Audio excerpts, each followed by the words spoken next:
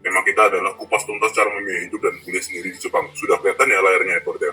Aman ya, suara juga aman ya.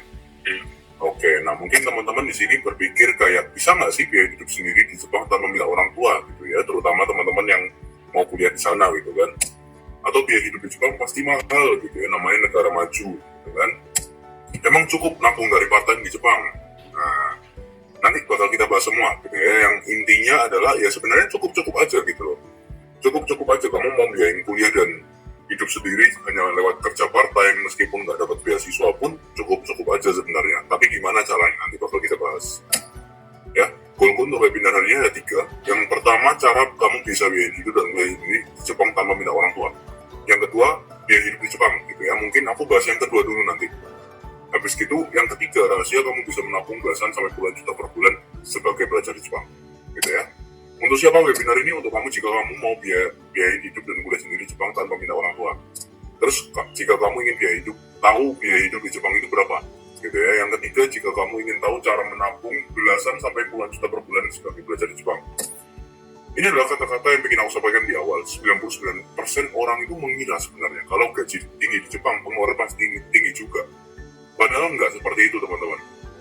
Ya, padahal nggak seperti itu. Pengeluaran ya paling sama kurang lebih sama kamu di Jakarta gitu ya, atau kamu di Surabaya lah gitu ya. Tapi gajinya berkali-kali lipat. Nah, seperti itu. Nanti kita bakal bongkar biaya hidupnya apa aja sih gitu kan. Kita langsung mulai dari nomor 1 gitu ya, bongkar habis biaya hidup di Jepang. Sebenarnya apa aja sih biayanya? Nah, sebelum kita masuk ke cara biaya hidup dan berapa uang yang bisa kamu hasilkan, kita kupas dulu berapa yang kamu butuhkan untuk hidup dan kuliah di Jepang gitu ya. Kita bahas dari biaya hidup dulu teman-teman ya. Biaya hidup ada beberapa gitu ya. Yang pertama, apartemen itu harganya 3 sampai 6 juta rupiah per bulan, ada yang bahkan sampai 2 juta. Bedanya apa? Pertama, dari luas kamarnya kayak gimana. Yang kedua, lokasinya apa dekat atau jauh dari tengah kota gitu ya. Kalau misalnya kayak punya aku dekat dari tengah kota, 5 menit doang naik kereta, itu 5 juta per bulan gitu ya. Tapi kalau teman-teman agak jauh dari tengah kota, 15 menit atau 20 menit naik kereta gitu ya, itu mungkin teman-teman bisa dapat yang harga 2 sampai 3 jutaan gitu ya. Nah, gitu. Dan luas kamar gitu ya. Kalau aku kan memang ini termasuk kamar yang luas gitu ya. Kamar yang luas gitu ya. Terus listrik itu biasanya 200 sampai 300 ribu rupiah per bulan. Itu rata-ratanya seperti itu. Gas 200 ribuan per bulan.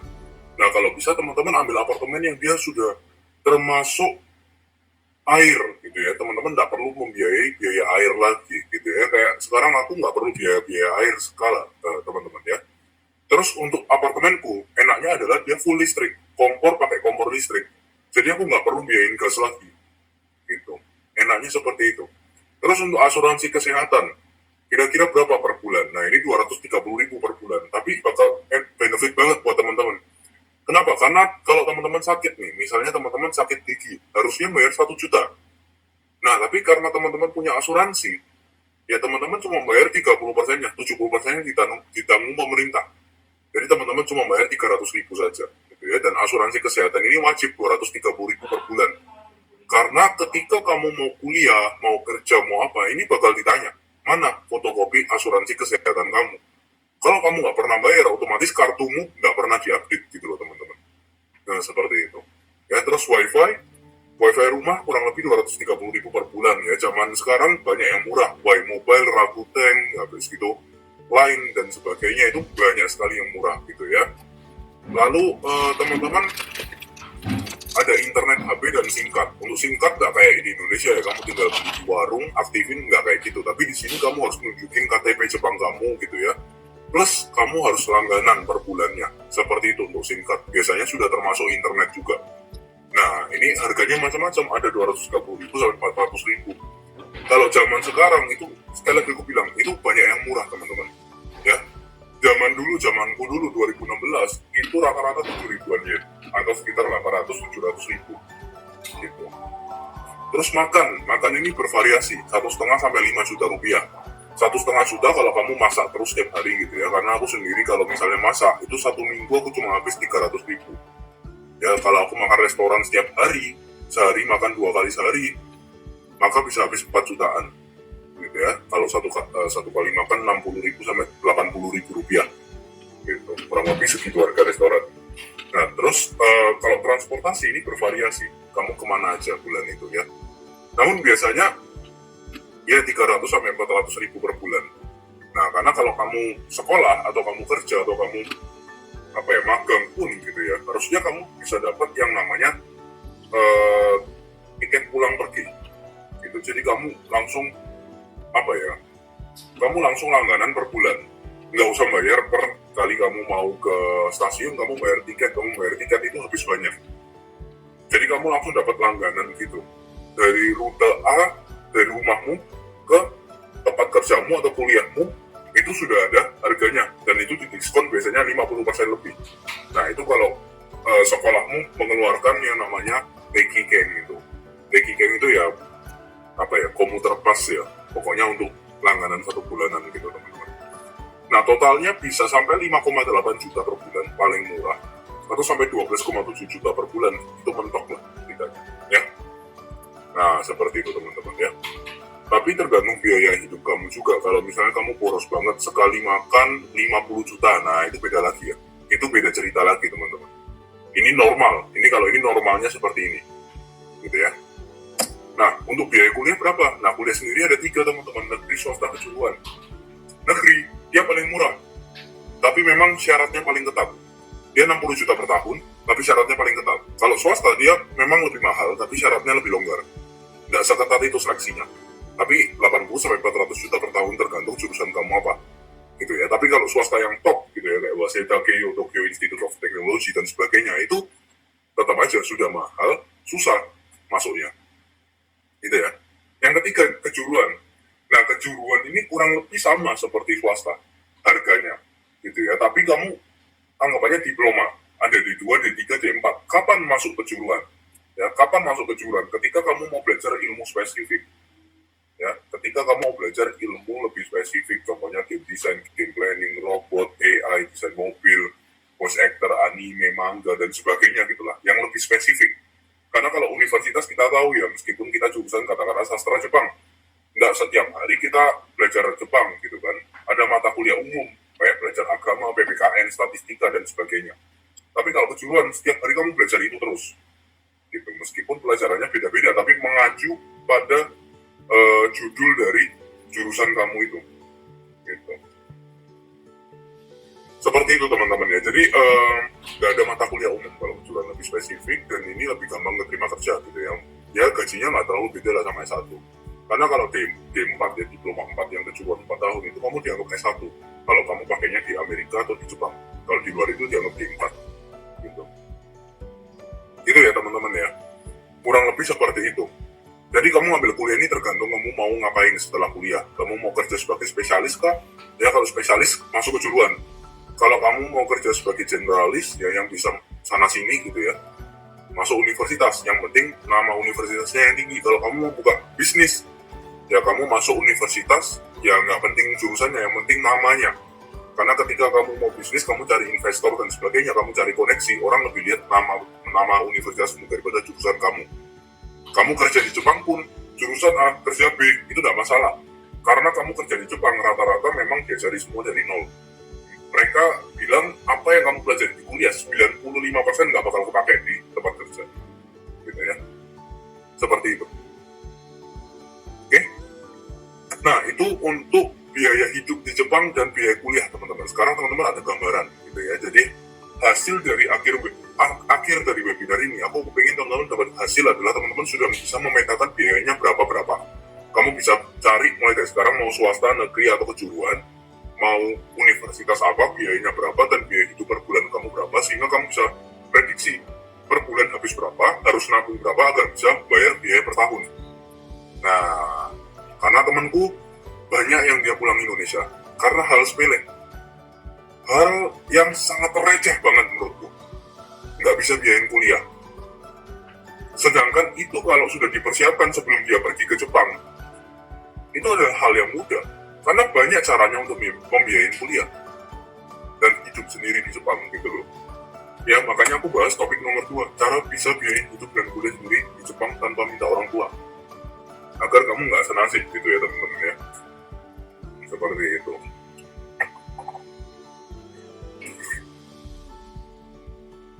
Nah, sekarang kamu udah tahu berapa biaya yang kamu butuhkan. Next, yuk kita bahas cara dapetin uang untuk menutup biaya tersebut. Ada 4 cara teman-teman. Pertama, beasiswa, pasti gitu ya. Beasiswa nanti ada banyak, bakal aku jelasin. Kedua, part-time. Ketiga, freelance. Ketiga, loan gitu ya. Memang aku udah sarankan untuk ambil loan ketika memang nggak terdesak ya teman-teman ya. Kita bahas satu-satu. Beasiswa. Berdasarkan penyelenggara beasiswa ada 3. Pemerintah gitu ya.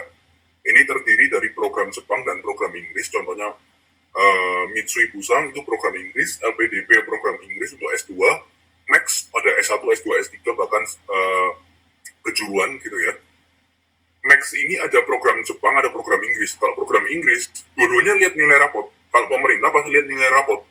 Ya, kecuali pemerintah daerah yang diadakan beasiswa langsung dari Osakanya, Kobe-nya, Nara, Kyoto, dan masih banyak lagi gitu ya. Masih banyak beasiswa pemerintah lainnya, ada ratusan gitu ya.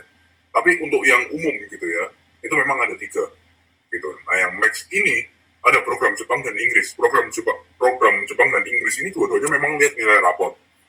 Tapi ketika kamu pakai program Inggris, saingan kamu itu orang-orang Olimpiade teman-teman. Makanya lebih sulit yang program Inggris dibandingkan program Jepang. Gitu. Nah, terus beasiswa perusahaan. Nah, kalau ini full program Jepang, tidak melihat nilai rapot sama sekali. Ya, intinya kamu dibiayain sekolah sama perusahaan, dikasih apartemen dan gaji gitu ya, tapi kamu kerja sama dia. Atau kamu dikasih apartemen, kamu dikasih biaya sekolah doang, tapi kamu kerjanya setelah kamu lulus. Nah, tergantung program usahanya kayak gimana. Nah, kalau yang setelah kamu lulus, otomatis kamu nggak punya uang saku dong. Kamu boleh diperbolehkan part-time atau cari beasiswa lain lagi. Jadi kamu bisa dapat 2 atau 3 beasiswa sekaligus gitu loh, yang menyediakan uang saku doang gitu kan, tanpa sekolah. Nah, itu beasiswa perusahaan yang macam-macam. Ajinomoto, Asahi Shimbun, Mitsubishi, Yakult, Gatsby, Uniqlo, Itowen, Honda, Toyota, Mercedes-Benz gitu ya, dan masih banyak lagi teman-teman. Yang masih banyak lagi. Ya, beasiswa pemerintah tadi mungkin cuma setahun 1-2 orang, tapi perusahaan bisa 1 tahun per perusahaan bisa 15-30 orang. Bayangin itu baru satu perusahaan. Tadi perusahaan ada banyak banget, bisa ratusan bahkan ribuan orang. Gitu ya. Masalahnya, beasiswa kayak gini nggak banyak orang tahu. Justru karena nggak banyak orang tahu, saingan kamu dikit. Belum tentu saingannya juga sulit. Kemungkinan untuk diterima lebih tinggi jauh. Gitu ya. Nah, yang terakhir, beasiswa universitas. Ini juga program Jepang. Mereka tidak nilai rapot sama sekali. Tidak lihat nilai rapot. Ya. Jadi beasiswa yang lihat nilai rapot bisa dikatakan dikit banget gitu kan. Ya, pemerintah tadi. Kalau universitas, ini setiap universitas mereka punya beasiswa masing-masing, dan satu universitas bisa lebih dari 1 beasiswa. Dan ini masih diperbolehkan kamu part-time juga, kerja paruh waktu gitu ya. Jadi ada ribuan beasiswa lain gitu ya teman-teman. Ya, ABP, Hasia, dan sebagainya gitu ya. Nah, itu contohnya teman-teman ya. Jadi beasiswa itu ada 3, pemerintah, perusahaan, universitas. Yang butuh nilai rapot cuma sedikit, yang nggak butuh banyak banget. Asalkan bahasa Jepang kamu bagus, ya. Yang dilihat itu cuma 3 kok.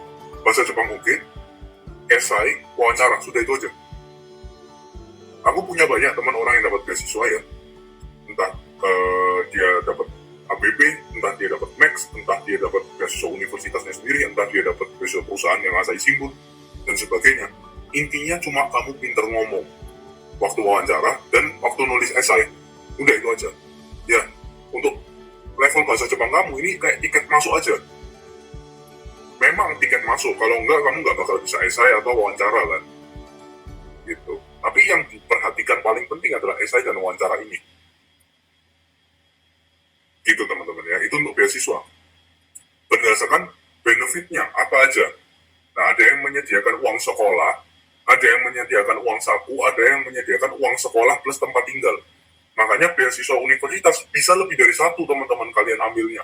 Ada temanku yang dapat 2 langsung, ada yang dapat 4. Kalau aku dapat yang satu aja, yang 50% aja, kapan itu 50% off dipotong gitu kan. Ya itu karena aku nggak bisa bahasa Jepang. Sebelum ke Jepang aku sekolah bahasa itu dari nol, belajar bahasa Jepang. Itu penyesalanku, makanya aku telat untuk info-info kayak gini. Nah, aku nggak mau terjadi ke kamu. Soalnya kalau kamu kuliah di Jepang itu, kuliah itu mulai bulan April. Jadi kamu harus sudah dapat itu bulan 8, bulan 9 itu sudah dapat at least. Karena setiap sekolah ada slotnya. Bisa jadi sekolah ini dia buka bulan 8, ya kan? Seminggu kemudian setelah dia buka sudah tutup karena slotnya habis untuk tahun depan. Kamu harus nunggu 1 tahun lagi. Nah, itu infonya telat aku. Makanya jangan sampai kamu infonya telat gara-gara kamu sibuk belajar di Jepang, tapi kamu harus sudah bisa bahasa Jepang dulu sebelum ke Jepang, meskipun kamu sekolah bahasa sekalipun. Kalau nggak sekolah bahasa gimana? Ya lebih bagus, karena kamu sudah bisa bahasa Jepang di Indonesia, langsung kamu apply beasiswanya, gitu kan.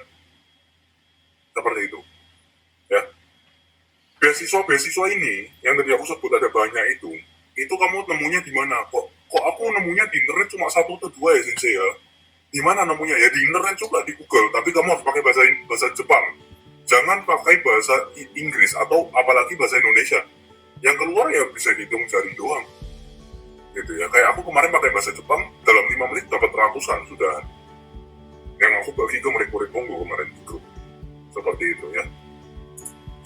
Terus kamu yang nomor 2 bisa dengan part-time. Part-time ini ada berdasarkan waktu.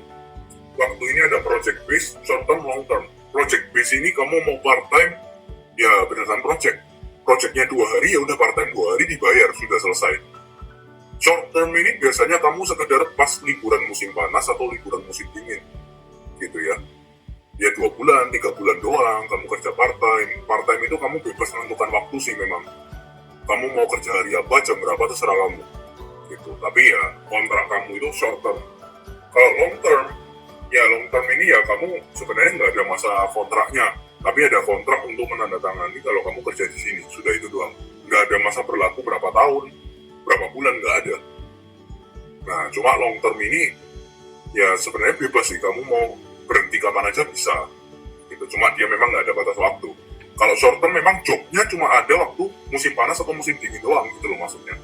Kalau long term ini dia ada sepanjang tahun. Kayak restoran, toko baju itu kan ada terus sepanjang tahun. Nah, seperti itu. Ya.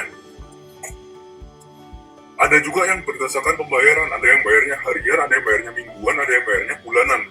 Ya. Tapi hitung gajinya gimana? Hitungnya per jam. Hitungnya per jam. Nanti gajinya berapa aku bakal bahas di topik berikutnya. Ya. Ini bisa dibayar cash atau lewat bank. Kalau kamu lewat bank, ya kebanyakan memang umumnya lewat bank, teman-teman. Umumnya lewat bank gitu ya. Nanti benefitnya apa nanti bakal aku ini ya jabarkan nanti bentar lagi. Terus berdasarkan jenis pekerjaan ada yang umum atau non skill, ada yang berdasarkan skill. Contohnya kalau skill itu kamu bisa programming, bisa desain, bisa ini dan itu gitu ya. Tapi kalau umum kamu hanya bisa bahasa Jepang aja. Gitu ya. Kalau skill kamu bisa bahasa Jepang plus skill kamu, kalau umum kamu bisa bahasa Jepang aja. Gitu. Untuk gajinya gimana? Tergantung perusahaan kamu. Kamu kerja umum pun, kalau perusahaan kamu levelnya tinggi, ya contohnya toko baju. Kalau kamu kerja di toko baju yang bajunya mahal-mahal, ya otomatis gaji kamu tinggi, 600.000 per jam bisa. Tapi kalau kerjanya di Uniqlo gitu kan, atau di H&M, memang perusahaan besar, tapi bajunya kan low price gitu kan, otomatis tamu yang datang ke situ kan ya tamu biasa gitu kan, maksudnya ya orang-orang pada umumnya. Ya sebenarnya gajinya juga menyesuaikan, karena pendapatan mereka didapat dari ya tamu tadi gitu kan. Seperti itu, dan kamu nggak butuh skill yang gimana-gimana. Kalau di toko baju yang itu kan penampilan kamu harus oke gitu ya, bahasa Jepang kamu memang ya harus oke banget gitu kan. Kalau di Uniqlo ya bahasa Jepang kamu harus oke, tapi penampilan kamu biasa-biasa aja, yang penting rapi, nggak masalah teman-teman. Gitu ya. Jadi ini jenis kerjaan part-time. Terus kalau freelance ini based on project dan tidak terikat kontrak.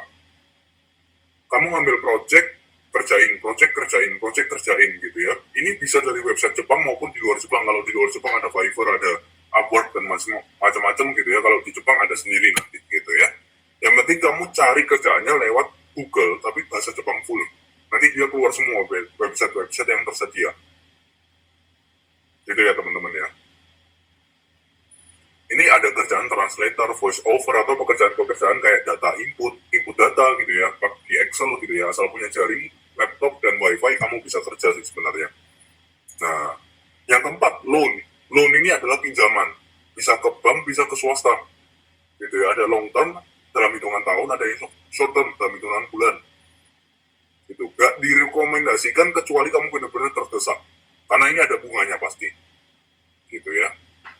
Misal kamu harus bayar sekolah, oh bulan depan tapi aku masih punya sekitar segini, kurang gitu ya, mungkin boleh pakai ini, tapi ingat ada bunganya gitu ya.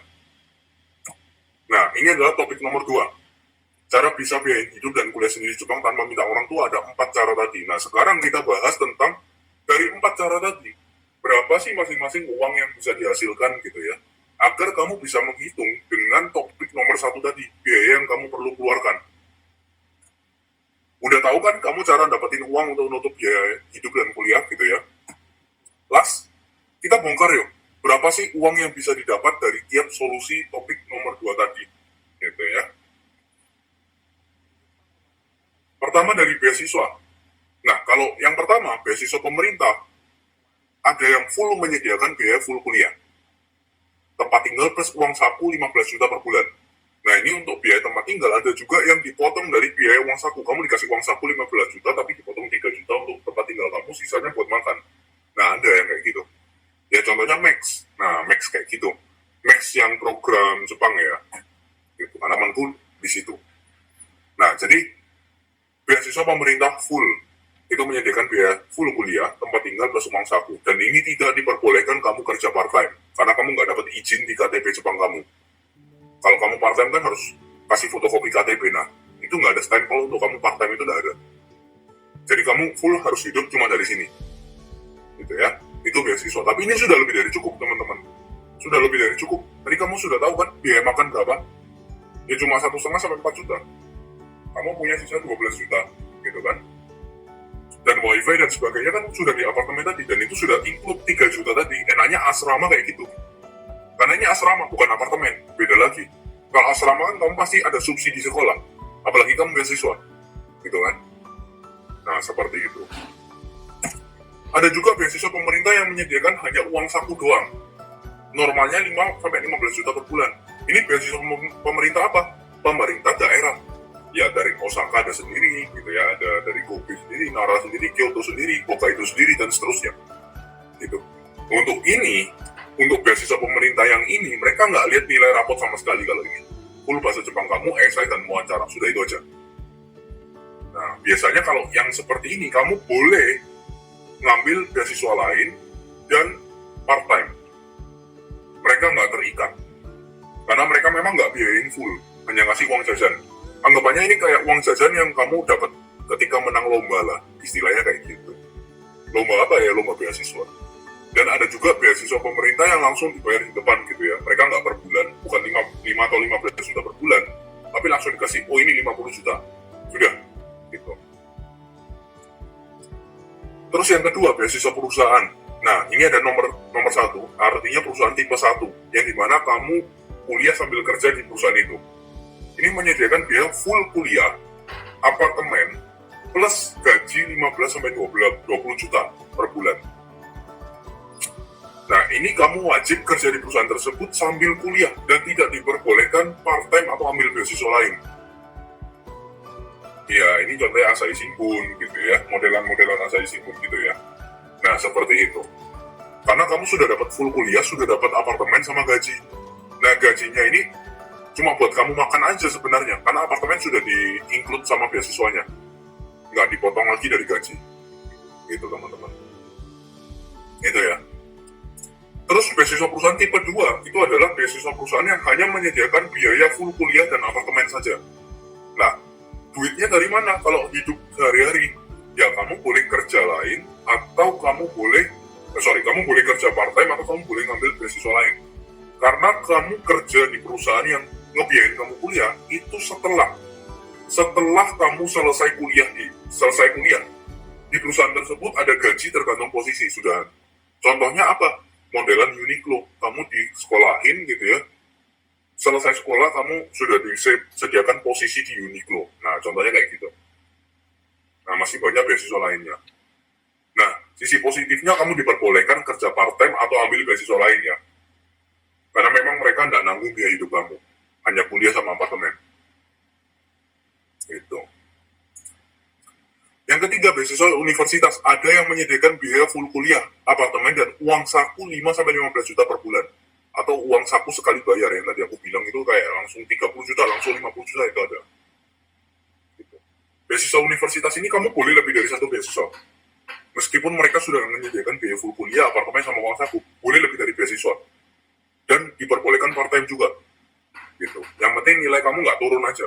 Semua beasiswa yang penting nilai kamu nggak turun. Kalau nilai kamu turun, ya dicabut beasiswanya. Gitu ya. Ini ada temanku yang dapat 2 beasiswa, satu beasiswa dia dapat full kuliah, apartemen sama uang saku 10 juta.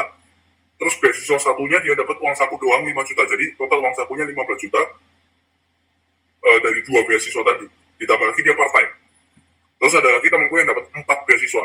Sekali ambil langsung dapat 4 gitu. Nah, itu enaknya teman-teman ya untuk beasiswa universitas. Nah, terus part time. Part time bervariasi. UMR-nya di angka 110.000 per jam. Ini UMR. Dan paling tinggi 700.000 per jam. Tergantung dari apa, level bahasa Jepang kamu. Tapi kalau logikanya kamu sudah beasiswa atau universitas di Jepang. Untuk masuk situ aja kamu butuh level bahasa Jepang tinggi. Kalau kamu partainya pakai bahasa Jepang yang rendah ya rugi. Kalau kamu sudah bisa masuk universitas Jepang, at least part-time kamu harganya ya 400-300 ribu minimal ya per jam. Cari yang seperti itu, jangan UMR. UMR itu kamu cuma cuci piring doang gitu, buat apa? Jauh-jauh ke Jepang sudah bisa masuk univ, harusnya kamu bangga dengan itu, cuci piring. Bukan masalah kerjaan cuci piringnya, tapi masalah gajinya teman-teman. Rugi waktu kamu. Sedangkan skill kamu segini, masa gaji kamu segini gitu loh. Ya kan, bedanya jauh. Skillnya tinggi, gajinya bawah, gitu kan. Beda jauh, nggak ngimbang, rugi waktu. Gitu ya. Itu adalah part-time-nya, jadi kamu bisa bayangin aja. Kalau kamu satu minggu itu 28 jam, di hari biasa, kalau hari libur itu 40 jam, kamu bisa total 15 juta kalau gaji kamu UMR, 70 juta kalau gaji kamu 700.000 per jam. Gitu. Kalau kamu hari libur, ya bisa sampai 100 juta per bulan. Gitu. Jangankan part-time yang kayak gini, kamu part-time cuma nganter makanan aja loh. Kalau kamu punya sepeda atau apa, itu gajinya bisa ratusan juta. Kemarin ada berita sampai 100 juta lebih. Ya, 900 ribuan yen. Atau ya 100 juta itu. Gitu ya teman-teman ya. Jadi, itu butuh skill bahasa Jepang yang tinggi teman-teman. Ya tapi otomatis ketika kamu sudah kuliah di Jepang ya otomatis ya kamu skill bahasa Jepangmu sudah tinggi ya. Untuk kuliah aja kamu butuh minimal level bahasa Jepang N2 namanya. Nanti bakal aku jelaskan level-level itu ya. Tapi intinya minimal N2 itu kamu ingat dulu. Nah, untuk beasiswa juga minimal N2. Nah, bisa juga ngambil pekerjaan lain di luar 28 jam bila pembayaran nggak dilakukan melalui bank. Sebenarnya 28 jam ini agar kamu itu fokus belajar. Kalau nilai kamu turun, kamu bakal dipanggil sama imigrasi, otomatis. Kamu kebanyakan kerja apa enggak gitu ya, pasti mereka ngecek bank kamu itu seperti apa. Loh, ini kok banyak banget, gaji kamu per jam berapa? Mereka pasti minta ini dan itu, dicek sana sini gitu ya. Kalau lebih dari 28 jam, kamu bisa deportasi gitu ya.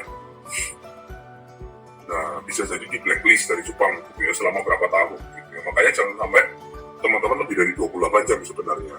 Tapi kalau teman-teman sudah pede nih, namanya teman-teman, aku nggak ngajarin hal buruk ya, tapi teman-teman misalnya sudah pede nih, nilainya bagus terus, absen nggak pernah absen gitu ya, sekolah bagus semua, kerjaan sudah 28 jam, tapi ya kepingin ngambil kerjaan freelance gitu ya, kan itu nggak masalah.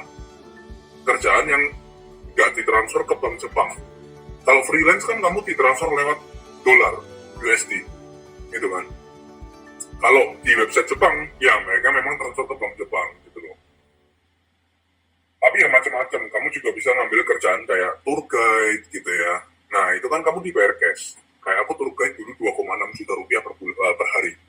Dibayarnya per hari, 1 satu hari sekitar 8 sampai 9 jam doang. Cuma nemenin orang jalan-jalan doang. 2,6 juta per ini.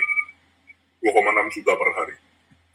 Itu teman-teman ya. Tapi itu butuh level bahasa Jepang yang tinggi. Ya, yang aku yakin kamu juga sudah pasti bisa kalau kamu bisa lolos beasiswa atau kuliah di Jepang. Kerjaan part-time itu sangat gampang, dapat gaji tinggi, gitu ya. Freelance. Nah, freelance gajinya bervariasi tergantung proyek yang dilakukan. Berdasarkan pengalaman, ini diangkat 20-100 juta per bulan. Tergantung dengan porsi kerjaan. Gitu ya. Kalau males, gitu ya, katakanlah kayak temanku dulu, dia ada yang sekolah di BINUS, dia sambil kerja freelance ini sebagai translator bahasa Jepang. Dibayarnya lewat dolar. Kalau males, dia paling cuma $2.000 atau $1.000. Males itu dalam sebulan dia cuma kerja 5 hari, per hari kerja 4-5 jam. Itu dia dapat 2 bulan juta rupiah. Kalau dia rajin, setiap hari kerja itu 100 juta. Karena dia sekali ngambil job, langsung ambil 10 job, 15 job diambil gitu ya. Selesai 2 hari, ambil lagi 15 job, 20 job gitu ya. Seperti itu. Nah, terus yang terakhir loan. Loan pelajar biasanya di angka 1-20 juta per bulan, tergantung besar penghasilan gaji part-time kamu yang didapat. Di rata-rata itu kayak credit loan gitu ya, atau loan-loan dari swasta sekarang sudah banyak.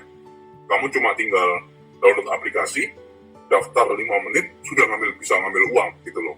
Gampang banget sebenarnya. Tapi ini, sekali lagi ada bunganya. Jangan sampai melakukan ini kalau nggak terdesak. Ya. Itu adalah topik nomor 3. Oke? Rahasia kamu bisa nabung belasan sampai puluhan juta. Jadi aku pulang dulu pelan-pelan ya teman-teman ya. Yang pertama tadi kamu sudah tahu biaya hidup dan biaya kuliahnya apa aja. Ya. Yang kedua, kamu sudah tahu cara biayain biaya kuliah dan hidup tadi. Yang nomor 3, kamu tahu berapa yang kamu bisa hasilkan untuk biayain kuliah tadi dan hidup kamu di Jepang. Gitu ya. Tugas kamu sekarang satu, tentukan universitas. Mau di mana. Jadi plan E, opsi nomor 1, di mana universitasnya, biaya sekolahnya berapa. Di breakdown biayanya. Terus breakdown cara yang bakal kamu pakai. Oh, kalau beasiswa ini bisa nutupin ini, aku kerja part-time sebagai ini, gajinya segini, bisa nutupin ini. Ini opsi 1, opsi 2 ini, opsi 3 ini. Jadi kamu punya 10 cara, 10 jurus gitu loh sudah. Entah kamu mau breakdownnya di kertas, coret-coret, atau di Excel, atau di Word, terserah kamu. Pokoknya kamu punya dokumen. Kalau kamu sekolah di sini, biayanya butuh berapa, biaya hidup segini, berarti biaya bulanan segini, biaya tahunan segini. Cara nutupnya gimana?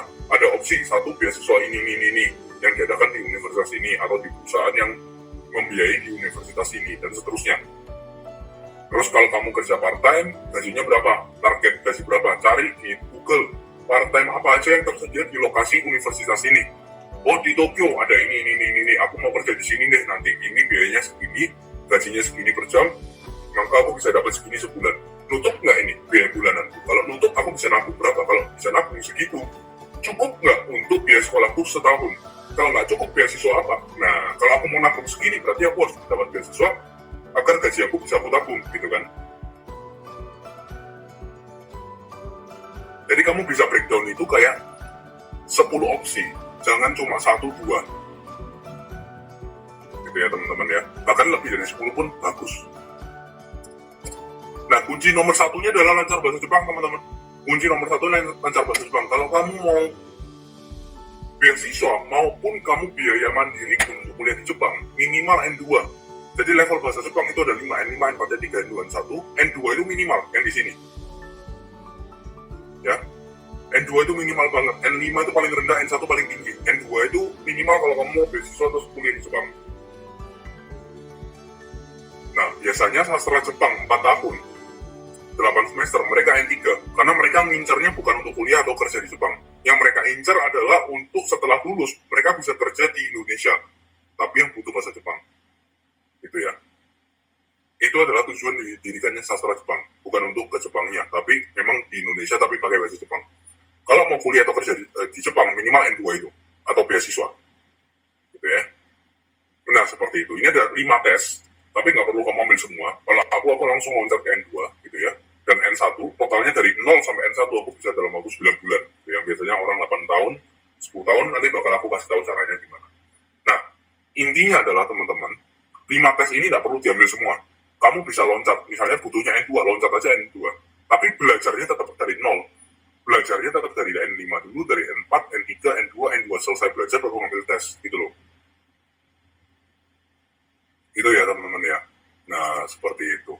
JLPT setahun cuma 2 kali, kalau kamu nggak lulus harus nunggu 6 bulan lagi, jadi rugi kalau nggak lulus. Emang waktu, biaya, dan tenaga ya.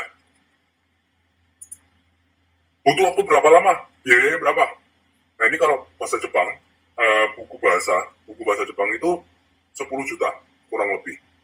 Kalau di total karena bukunya nggak cuma 1 2, ada puluhan gitu ya, bahkan ratusan gitu ya. Jadi butuh biaya 10 juta lebih dan waktu kurang lebih 8-10 tahun. Kalau universitas rata-rata 60 juta, 4 tahun 8 semester, totalnya 60 juta. Kalau kursus ini 5-8 tahun, kalau per bulannya 2 juta, kamu habis sekitar 160 juta lebih totalnya. Dan ini jarang yang ada N2. Rata-rata N3 kalau di Indonesia. Dan ini 100-150 ribu per pertemuan. Kalau sekolah bahasa, ini intinya kamu belajar bahasa Jepang langsung di Jepang sama orang Jepang gitu ya. Itu 150-200 juta per 2 tahun. Maksimal level N1. Tapi nggak tentu kamu bisa dapat N1 juga, nggak dijamin. Makanya dulu aku pun nambah dari buku bahasa Jepang. Kalau dari sekolah bahasa, aku rasa nggak bisa N1. Meskipun materinya lengkap. Cuma nggak, ya materinya ada sampai N1, tapi nggak lengkap intinya gitu. Makanya aku nambah buku-buku juga. Latihan soal, latihan mendengar, dan sebagainya itu sangat kurang kalau dari sini doang. Nah, seperti itu teman-teman. Itu yang membuat aku bisa lulus dari 0 sampai N1 dalam waktu 9 bulan. Gitu.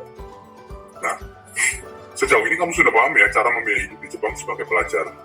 Apa action plan kamu? Jadi habis webinar ini kamu harus ada action plan. 1, ngapain, kapan dilakukan. 2, ngapain, kapan dilakukan. 3, ngapain, kapan dilakukan, dan seterusnya. Ya.